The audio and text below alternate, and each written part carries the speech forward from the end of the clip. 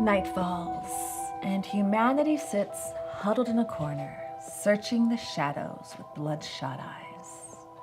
Hello, freaks and freethinkers. I'm your host, Deep Amber, and this is Radio Ghost Town. Tonight, our investigation into the grand conspiracy takes an apocalyptic turn as we set forth into the darkness on a search and destroy mission to unmask the agents of the Antichrist.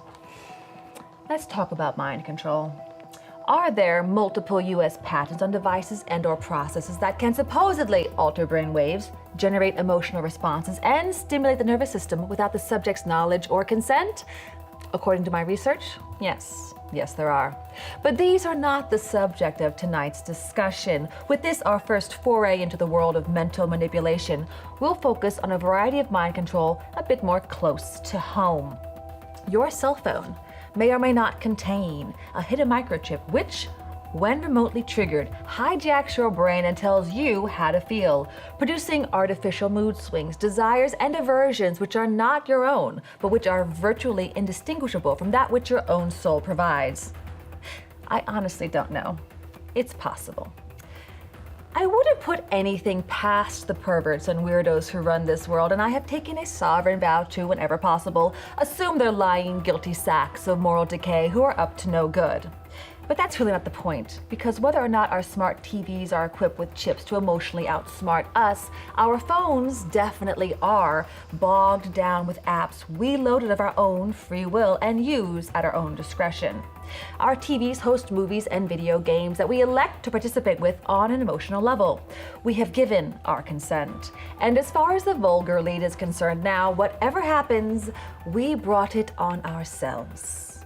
Oh, Deep Amber, you say, not this tired old song again. It's so boring. Let's talk about how the light frequency of LED light bulbs is used to manipulate the chemical balance in our brains.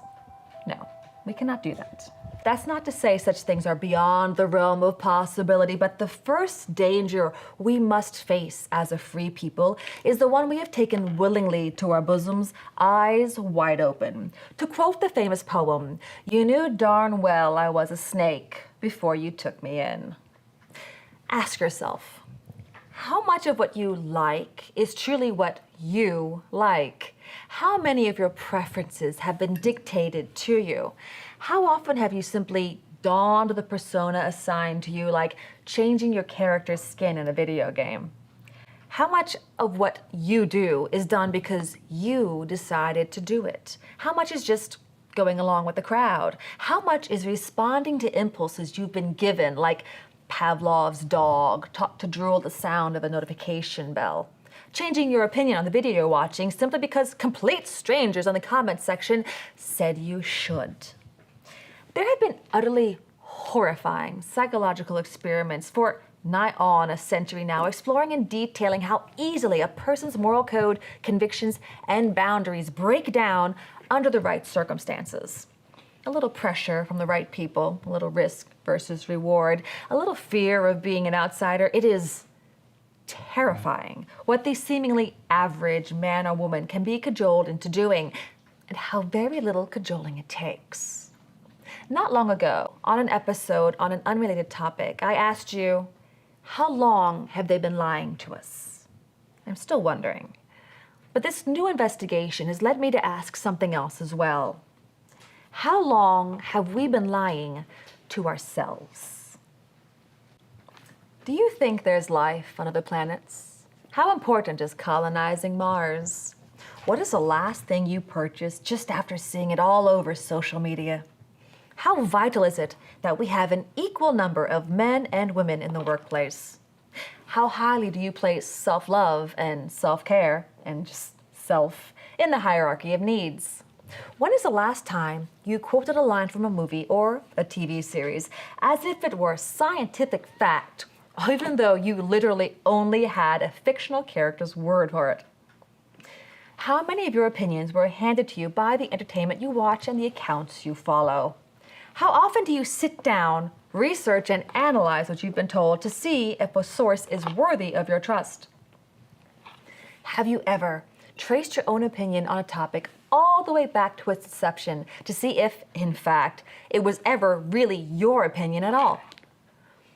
I hate to tell you this, freaks and free thinkers, but most of you who are interested in alien civilizations and the space program and visiting other worlds have been groomed to be interested in these things because it's convenient for the powers that be to have a population that believes in ancient aliens and is easily distracted by NASA's tomfoolery and never questions the billions of dollars poured into the quest to reach beyond the stars. Star Trek and Star Wars were the humble beginnings of a multimedia complex that exists just to control you. But don't feel bad. You're not the only ones. The truth of the matter is, whatever you're into, there is an entire infrastructure of influence already in place to control your perception, opinion, and actions through that perceived interest. I'll prove it to you. Back in the day, the powers that be needed women out of the home and into the workforce so they could tax 2 incomes instead of 1 and safely raise our children for us while we were busy climbing the corporate ladder. So, right on cue, Hollywood rolls out storylines telling women that they need to find themselves and that careers are more fulfilling than families. Pop songs waving the same flag quickly top the charts. Magazines with peer-reviewed studies appear, walking in lockstep with the narrative. American women are unhappy, unsatisfied. They want more. Cast off your shackles, ladies. You can have it all. So our mothers did as they were told, as they were programmed to do. They packed up and left, leaving us to be raised by our television sets and by nosy high school teachers. That's something else too.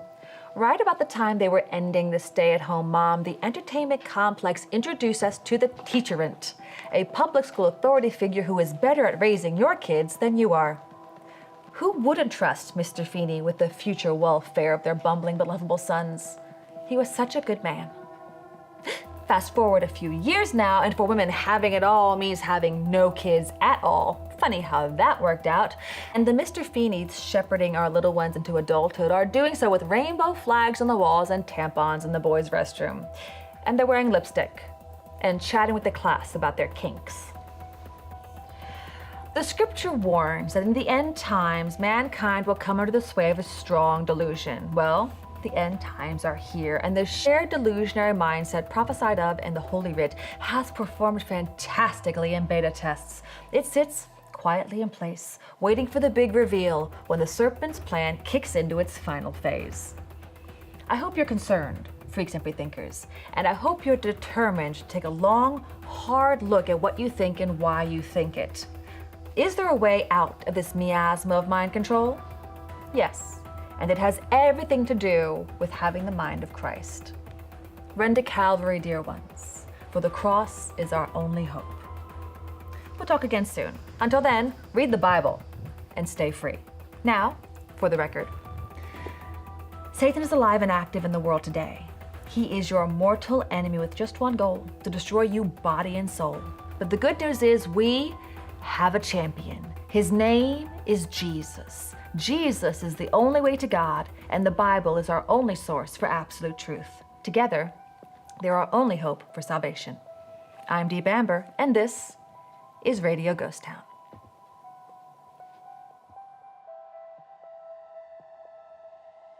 Luke 10:19 says, "Behold, I give you power to tread on serpents and scorpions and over all the power of the enemy, and nothing shall by any means hurt you." At FBLM, we choose freedom over comfort and truth over popularity. We hope you will too. And check out our merchandise through the link in the descriptions. And don't forget to watch more videos.